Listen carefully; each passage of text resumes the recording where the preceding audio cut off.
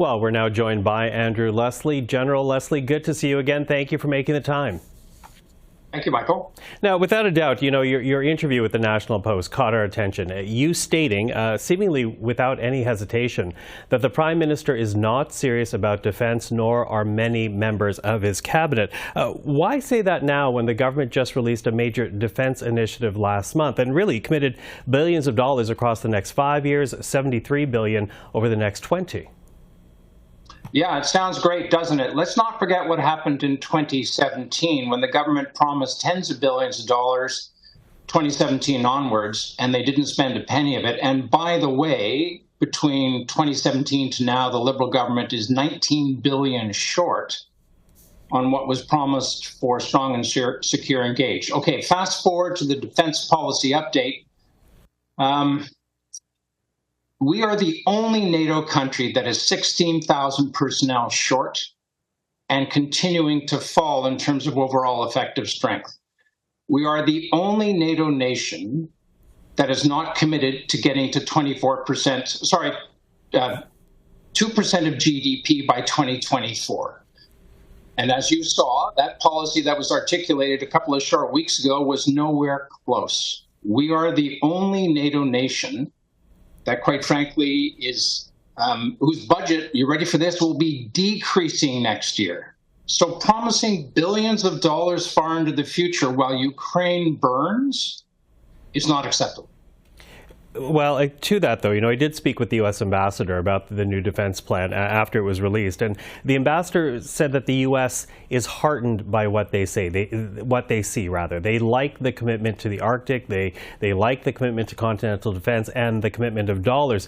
Does the ambassador's assessment change your analysis in any way? No, not in the slightest. I paid a great deal of attention to what Secretary of Defense the Secretary of Defense of the United States recently mentioned.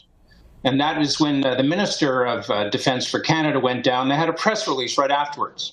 And I noted with a great deal of interest that the Secretary of Defense for the United States essentially mentioned one thing and one thing only of any substance, and that was that it's good that friends and allies will continue to invest and sustain the investment into defense capability.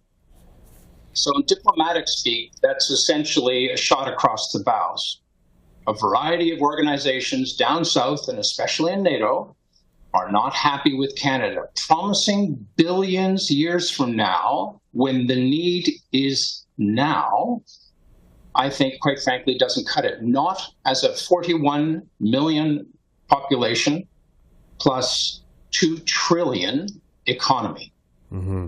Now, when you balance, though, the desire to increase military spending up against what this government has invested in, I'm wondering, you, as a former member of this current government, what programs would you not have invested in to get the military to where you think it needs to be? Well, I believe that the team that's responsible for taking a hard look at the budgetary functions of Parliament have determined that there were hundreds of billions of dollars whose output is suspect in terms of the $1.4 trillion debt that is currently being managed. And of course, we all know that that is doubled under this current government. So what programs would not get funding? There's probably a long list that's very easy to discern. What is important is that defense right now in Canada is being treated essentially as an afterthought or as a nice to have.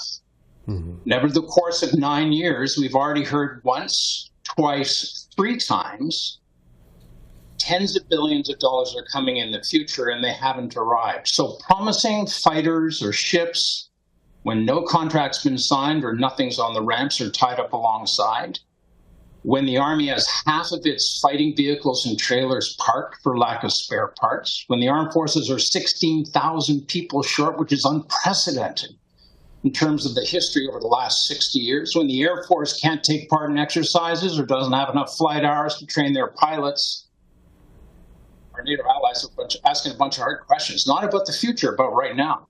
You use the word future, though, and I do wonder, because in that same article, you say that you have been talking to Pierre Poilievre's Conservative team about defense security issues. Does that mean you're thinking of another run, but under a different banner in the next election?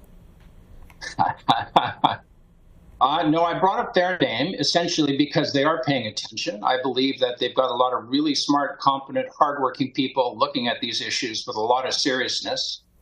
And I'm there to help whoever might ask for it, because defense and security to me is paramount for any government, especially now, especially with Russia attacking Ukraine and China's resurgence.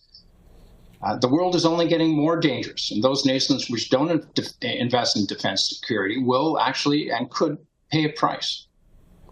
General Andrew Leslie, I always appreciate the time with you. Thank you for this. Anytime, Michael.